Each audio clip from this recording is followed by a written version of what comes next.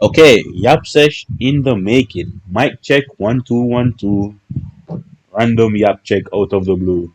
I want to talk about Crown Jewel. There's 5 matches going on at the Big Crown Jewel 2025 in Australia. So it's Cody Seth, Steph Tiffy, Cena Styles, Rhea and Io versus Asuka Kyrie and Roman Bronson Reed. Okay, now I have certain matches I have the same thought on. It's like 3 categories. It's 3 categories, okay? So I feel the same way about Cena Styles as I do Steph and Tiffy. And I feel the same way about Roman Bronson as I do Rhea and Io versus Asuka Kyrie.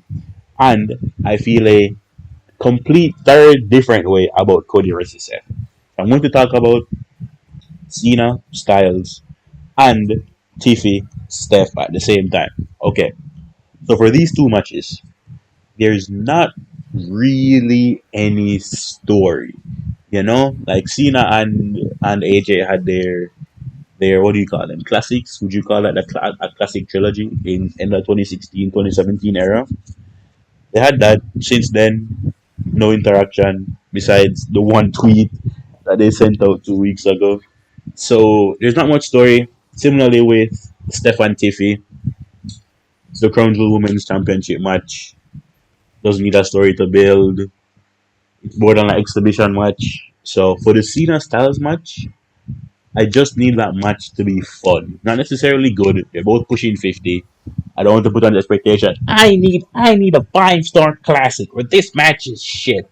No, no, no. I just need something fun. What does fun look like? I'm not sure, but I trust the both of them have something in mind to make it fun. I feel like the word fun has been a common trend across all of Cena's matches so far in his run this year. So I expect something fun. For Steph and Tiffy, I expect something entertaining. If you were giving superstars like a, let's say, a number out of 10 for their in-ring ability, after that EO match, right now, Steph is looking like a 9, a 10, 8.5. She's in that range for me. And Tiffy, typically in the ring, maybe like I'd say like a 8.5 peak, lowest maybe like a 7, that 7 to 8.5 range. I think I think athletic wise, Tiffy is one of the best women on the roster. Maybe not, she's not Bianca, she's not Rhea, but she can maybe get there one day. So I just expect a maybe not a classic match, like something a bit worse than Steph versus Io. If Steph versus Tiffy can give me that, I'll be like, okay, that was a good match. It deserves to be on the card, and I'm content with it. So in summary, Styles versus Cena, please be fun. Steph versus Tiffy, please just be a good exhibition match. Some nice, clean wrestling. Okay. Now for Roman versus Bronson and Rio and Io versus the Kabuki Warriors. Okay.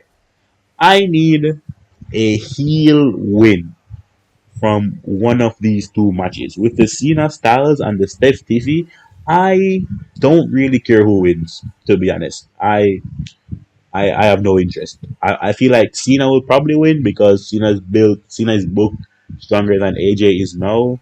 And I think Tiffy is built stronger than Steph right now, but Steph's character is stronger. So I think it's really 50-50. I would like if Steph won, but if they gave Tiffy the win, I wouldn't be necessarily surprised. But for Roman Bronson and Rhea Io Kabuki Warriors, I need a heel win from these 2 matches. Here is what I don't want. I don't want a repeat of Clash in Paris. One of WWE's biggest, I guess, trends that they're doing right now that I can't stand it, is when they run a match, right? The face wins, and then the heel jumps them after the match to quote unquote get their heat back. Oh my gosh, I hate it so much. How about you grow up here a fucking balls and just give the heel the win to get their heat, bro? How about that? How about we do that? Okay? I don't want, I do not want Roman to win, and then Seth comes out, maybe Braun comes out, they jump in. Oh my God, Roman's hospitalized again. That's literally a repeat of the Clash in Paris match, right? Nor do I want Roman to just win clean, nothing happens, and he just walks away. Because if we're truly building the vision to be this bastion of the future, like, oh, in 5 years, in 10 years, these guys will run WrestleMania, these guys will run the company. They need to not look like some fucking clowns. And if Branson is just taking pin after pin after pin after pin, only winning matches against the Usos, he looks like a clown. He looks like a clown. I need Branson to win this match. And I need WWE to commit. If you're not going to give Branson the win, at least have the decency to not jump Roman Reigns after the match.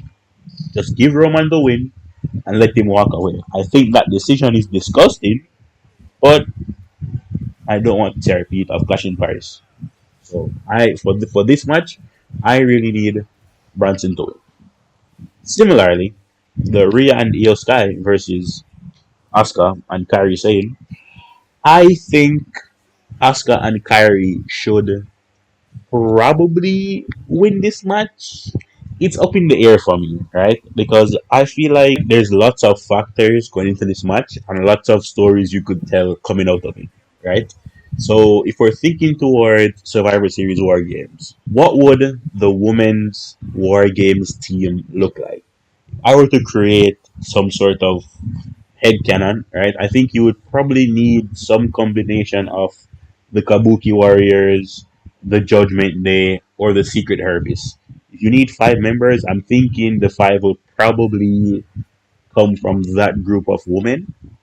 So I would be happy if the Kabuki Warriors were booked strong and could beat Io and Rhea here.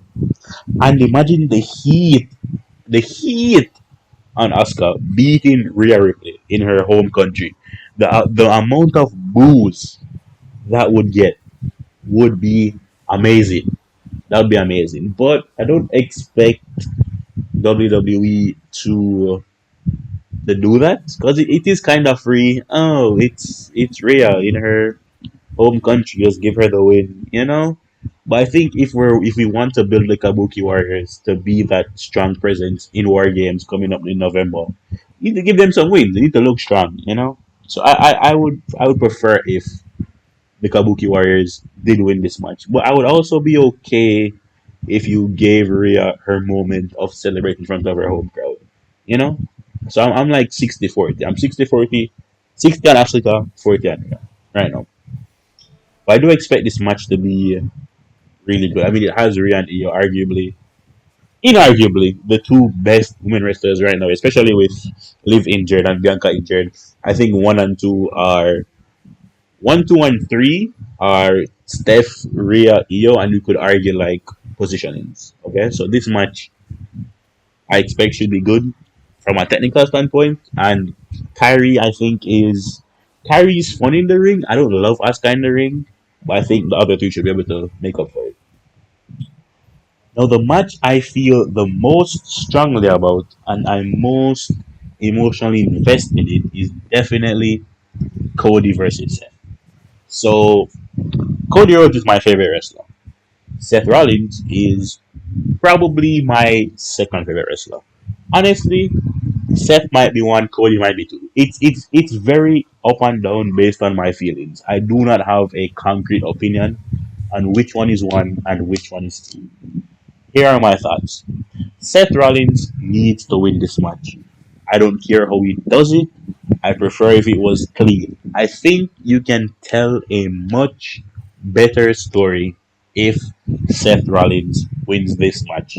If he wins clean, it solidifies him as the heralder, the not warbringer, harbinger. There we go. The harbinger of the future. I'm gonna look up that word real quick.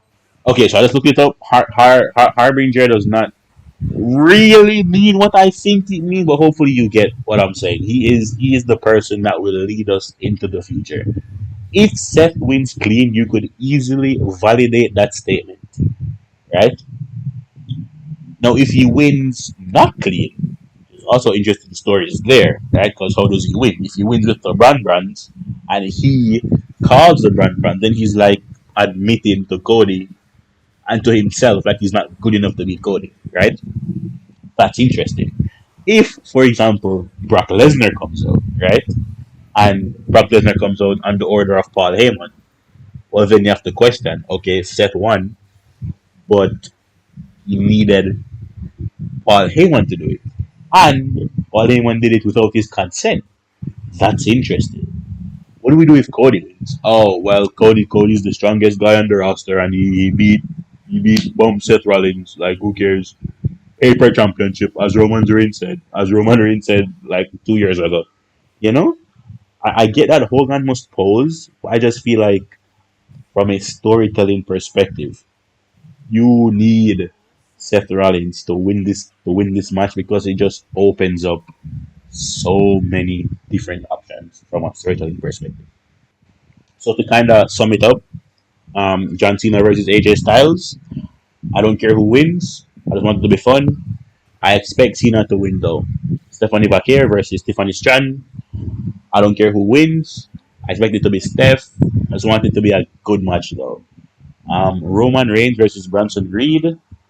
I expect Roman Reigns to win, but I think you can tell a better story if Bronson Reed wins. So I'd like for him to win. Similar tale with Rhea Ripley and Io Sky versus Asuka and Kairi Sane.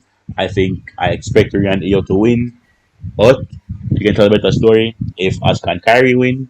And for Cody versus Seth, honestly, similar again. I expect Cody Rhodes to win. Hogan must pose, but I think you could tell really really good story if Seth Rollins win, be it clean or not.